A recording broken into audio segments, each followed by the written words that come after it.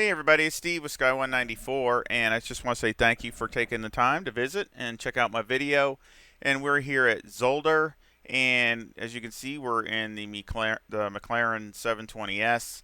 And just to give you a little pre-story, I guess, just real quick here, I did a CP race the other night, and I did okay. I mean, a second place, but I drove like garbage. I mean, really, in the McLaren. I was in the McLaren and just drove hideous pretty much, but still finished second place. I can't pronounce his name, so I apologize. But the alien, the guy in the Ferrari all the time, he pretty much won easily.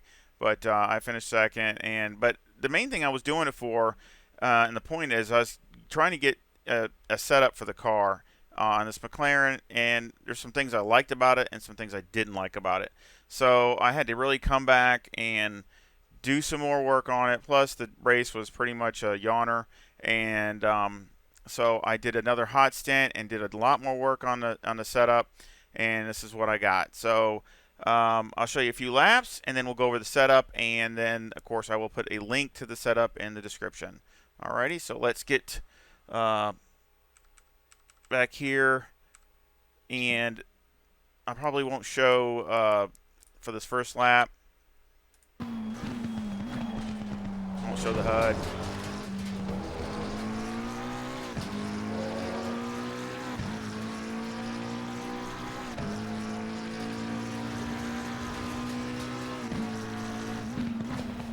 Now the thing with the McLaren is it took me a long time to really right here at Zolder's, you really want to brake a tad on the early side and just let the car rotate through the corner. You know, you can't drive it like the Porsche and stop and point and shoot type of thing. Like especially right through here, just let the hit the brakes and then just let the turn. I mean, don't and feed the gas appropriately. Don't try to drive it in, especially here. I did better just rotating it through there and then get on the gas early.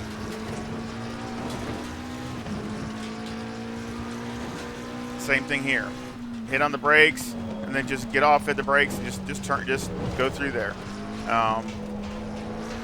It's just the simplest. It actually was the fastest way, the smoothest way. The smoother you are, which right here, so I miscalculated. That cost me probably a tenth. But the smoother you are, the better. But right here, I'm gonna back up right here. Okay, this is the battle you're fighting with the McLaren. This corner here, you either, when you turn in, if you put too much rear diff in it, I kept having problems with the car, did not want to turn. And you lose all kinds of time through this one section here. I mean, everything's fine, but the turn. You turn, and the car wants to run wide, or it just doesn't want to rotate quick enough to where you can, get on the gas and get going again. So you just, and then the fast right-hander back there, that's the balance you're trying to find, is to get through there and to get through here for the whole stint. And that's what I was trying to do. So if you, I thought I had to, it's turning pretty freely, and what didn't feel like it had any kind of understeer. So, and another thing, as you go, it wants to understeer a little more as you go. So that's another thing. I want to try to, in the beginning, get it pretty freed up.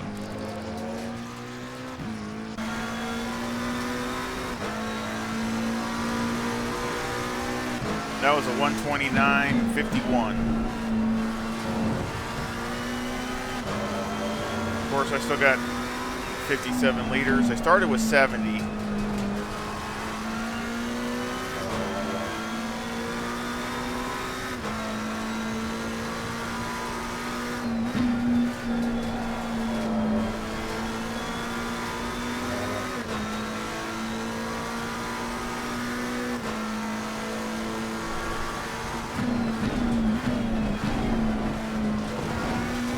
Actually, was the best thing, like if I could get on the gas going through the turn, that's when I would pick up the best.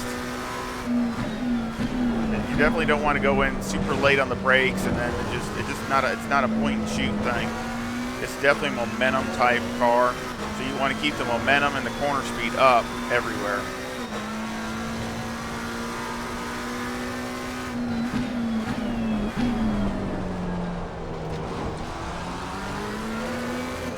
that's I mean, to me, that's about as free as I could get it, you know, without it being too loose everywhere else and wanting to oversteer. So.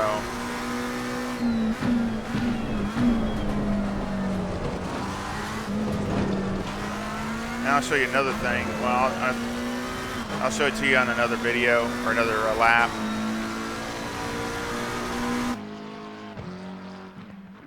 That was a 1:29.33.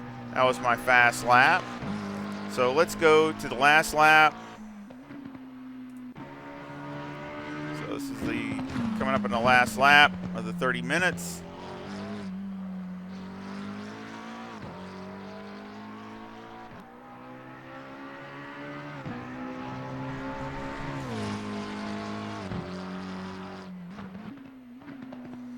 That was a 1:29.93. So it's still only 0.6 off my fast lap.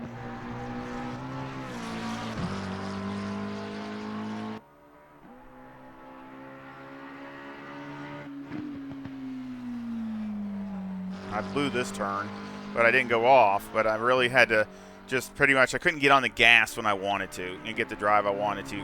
So I kind of just messed that up, trying to too late of an apex. But the rest of the lap was good.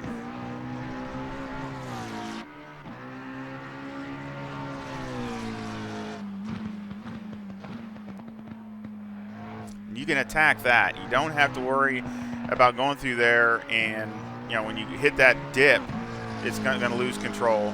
I mean, the car was rock solid all the time. I mean, you don't want to go in there too hot, but you don't have to worry about, you know, going in too quick if you're where you need to be with the car.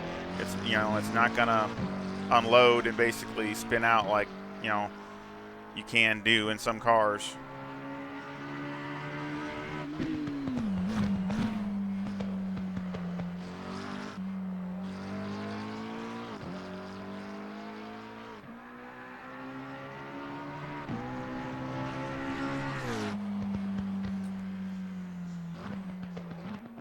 And that was a 1:29.75. So even after 30 minutes, you're only, you know, looking at what, you know, pretty much 0.4. That's really consistent for, you know, for me.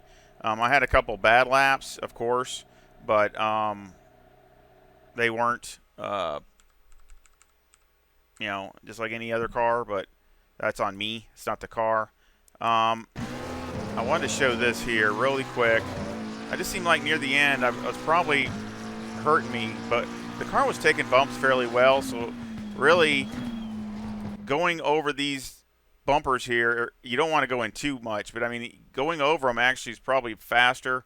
I mean, I was trying to, for most of the race, I was actually trying to go on the right side of them, and I think that was probably costing me a little time. So you can probably run over these, and then when you come off the other one, don't run over the other ones.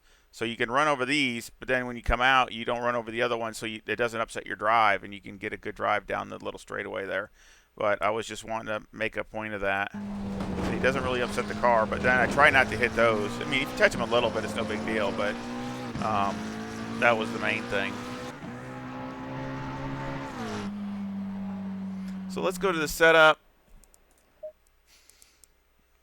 And again, I just try to give a little tips to explain maybe a few touchy points or a few points that maybe help you be able to replicate that lap that I just did or better. You know, maybe you can get a better lap than I did. So that would be that'd be great. So I'm just trying to go over those things. Maybe, you know, little spots that you just got to be a little cautious, or you don't have to worry about attacking or anything like that. So I was just trying to make suggestions. The setup.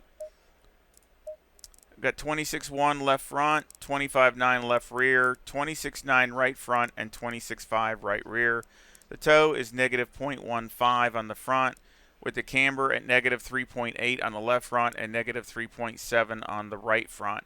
The caster is 7, and on the rear the toe is 0.2, with the camber at negative 3.3 on the left rear and negative 3.2 on the right rear. A couple suggestions. If you're having a few little issues with that fast right-hander, you can always just go to the max on this and be accordingly. So you go up to 4 and 3.9. It's a little bit, to me, I liked it. I liked it with the lesser of the negative cambers, just because on some of those really quick turns through the chicanes and things, it reacts quick. And that's another thing. I had my steering at 640, and it seemed to help a little bit with just, as far as the car reacting. So just because everybody knows, I had everything set up in my menu for that, for my steering wheel. Electronics was 3 and 5. Fuel, I had 70 liters. As you can see, after 30 minutes, there's just light grain on the right front, and that is it. That's really, really good. I mean, it's wearing the tires extremely well. A little bit more wear on the rear, but not bad at all. Nothing nothing drastic.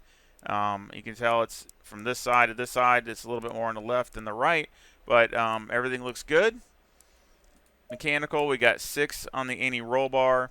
I had the brake bias at 55, and you can go down to 54 if you want to, especially later in the stint. But again, just be careful as far as, make sure you're not trying to turn and brake at the same time.